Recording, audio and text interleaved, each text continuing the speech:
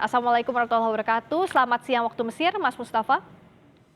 Waalaikumsalam, selamat sore waktu Jakarta, Mbak Friska. Terima kasih Mas Mustafa atas waktunya. Jadi yang pertama ingin saya tanyakan soal latar belakang gencatan senjata ini. Seperti prediksi pada saat kita berbincang sebelumnya, paling lambat Jumat gencatan senjata. Sebenarnya apa yang mendorong Israel menyetujui gencatan senjata ini yang diinisiasi oleh Mesir? Apakah masih ada pengaruh Amerika Serikat di sini? Betul.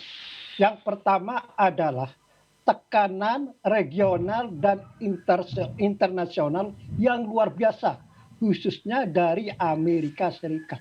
Oke. Dalam pembicaraan lewat telepon yang terakhir antara Presiden AS Joe Biden dengan PM Israel Benjamin Netanyahu, Biden saat itu sudah mengancam kalau Israel masih bersikeras melanjutkan perang di Gaza, Israel akan kehilangan dukungan dari Amerika Serikat.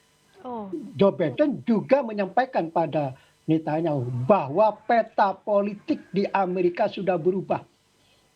Jadi jangan terlalu percaya diri mendapat dukungan terus dari Amerika. Ini adalah ancaman Biden kepada Netanyahu dalam pembicaraan yang terakhir. Setelah selesai dari berbicara lewat telepon dengan Joe Biden, Netanyahu langsung menghubungi Mesir, hmm, menyampaikan pada Mesir bahwa Israel menerima genjatan senjata di jalur Gaza sesuai dengan usulan Israel. Sesuai dengan usulan Mesir. oh, Artinya di sini Amerika Serikat masih punya pengaruh besar terhadap Israel yang memaksa Israel mau gencatan senjata. Ini yang pertama. ya. Yang kedua, apalagi yang akan menjadi target sasaran di jalur Gaza. Kerusakan jalur Gaza itu sudah luar biasa. Ya, selama perang 11 hari di jalur Gaza itu, Hmm, sebanyak 13.000 rumah mengalami kerusakan ringan atau berat. Sebanyak 1.330.000 rumah hancur total. Sebanyak antara 50 sampai 70 gedung tinggi itu hancur total. Kerugian Palestina diperkirakan ini menurut kantor berita kantor penerangan pemerintah Palestina jadi jalur Gaza ya, ya, kerugian ya, Palestina dari perang selama 11 hari itu sebanyak 322 juta dolar AS. Ini kan luar biasa. luar biasa. Infrastruktur Hamas di jalur Gaza sudah hancur total. Ya, Sehingga disebut jalur Gaza itu sudah tidak layak huni. hmm, Jadi dua faktor itu ya, ya. bahwa sudah selesailah sasaran apa yang ditarget di jalur Gaza. Kemudian tekanan yang luar biasa itu yang memaksa Israel menerima gencatan senjata. Oke, jadi sudah kerugian baik korban jiwa maupun kerugian materialnya sudah sangat tinggi di jalur Gaza Betul, dan ya betul seperti ya, yang disampaikan Mbak Priska, yang ya, tewas itu 322, ya. di antaranya 65 anak kecil dan 39 kaum perempuan.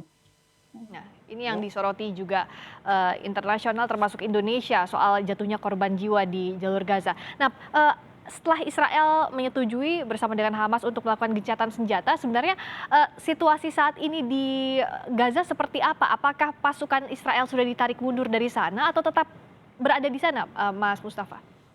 Ya, sejak berlakunya gencatan senjata pukul 2 dini hari Jumat ya, eh, situasi jalur Gaza dan wilayah Israel yang dekat dengan jalur Gaza tenang total. Hmm, Tidak terdengar lagi dentuman atau ledakan akibat gempuran dari pesawat tempur Israel atau peluncuran roket dari jalur Gaza ke Israel. Tenang total. Artinya baik Israel maupun faksi-faksi Palestina, khususnya Hamas, sampai saat ini sangat komitmen dan menghormati kesepakatan gencatan senjata tersebut. hmm. Dan di jalur Gaza sekarang kehidupan sudah normal lagi. Lalu lintas kendaraan sudah lalu lalang lagi di jalan-jalan di Gaza City dan kota-kota lain di jalur Gaza. Oke, meskipun untuk mengembalikan trauma warga di sana tidaklah mudah, apalagi juga sudah banyak warga yang kehilangan tempat tinggal di Gaza seperti data yang tadi disampaikan Mas Mustafa. Tapi sebenarnya soal tadi terjadinya gencatan senjata, Amerika Serikat punya peran yang sangat besar.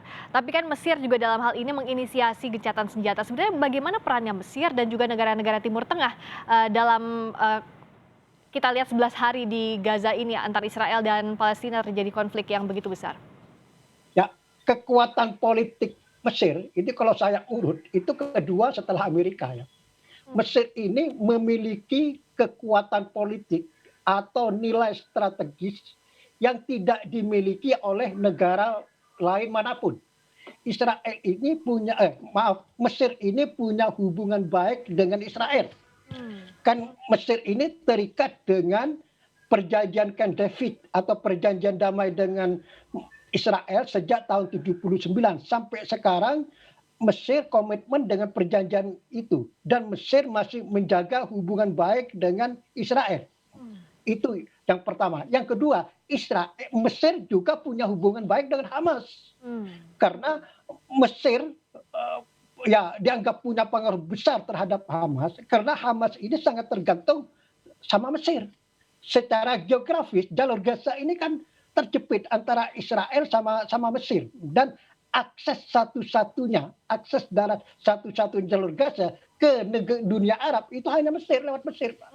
Jadi sangat tergantung jalur Gaza itu pada Mesir. Maka Mesir punya pengaruh besar terhadap Hamas dan faksi-faksi Palestina semuanya yang ada di jalur Gaza. Maka ya Mesir ini punya kelebihan dibanding negara Arab lain. Mesir punya bisa komunikasi dengan Israel, dalam waktu yang sama bisa komunikasi dengan Hamas. Kalau Amerika memang pengaruhnya besar, Ya, cuma dia hanya punya komunikasi dengan Israel, ya, tidak bisa komunikasi dengan Hamas. ya. Ya. Karena memang Amerika Negara Serikat yang menyokong Israel sejauh ini. Nah, kalau kita lihat kondisi sekarang, apakah sudah ada informasi, Mas Mustafa, di sana? Gencatan senjata ya, ini apakah akan berlangsung sampai waktu yang tidak ditentukan, atau ada batas waktu untuk meninjau kembali kondisi gencatan senjata ini? ya, Mesir sudah hari ini menegaskan lagi akan segera mengirim delegasi pejabat tinggi keamanannya ke Tel Aviv dan ke jalur Gaza untuk menindaklanjuti proses gencatan senjata ini. Dan Mesir akan meminta pada faksi-faksi Palestina di jalur Gaza dan dalam waktu sama juga ke Israel supaya menghormati gencatan senjata ini. Agar gencatan senjata ini bisa bertahan dalam waktu yang lama. Iya, kita berharap dan agar juga tidak jatuh lagi korban lebih banyak di Palestina, di jalur Gaza terutama. Terima kasih banyak atas waktunya, Terima Mas kasih. Mustafa. Mustafa Abdul Ya, Rahman, wartawan senior harian Kompas langsung dari Kairo, terima Mesir. kasih. Selamat sore.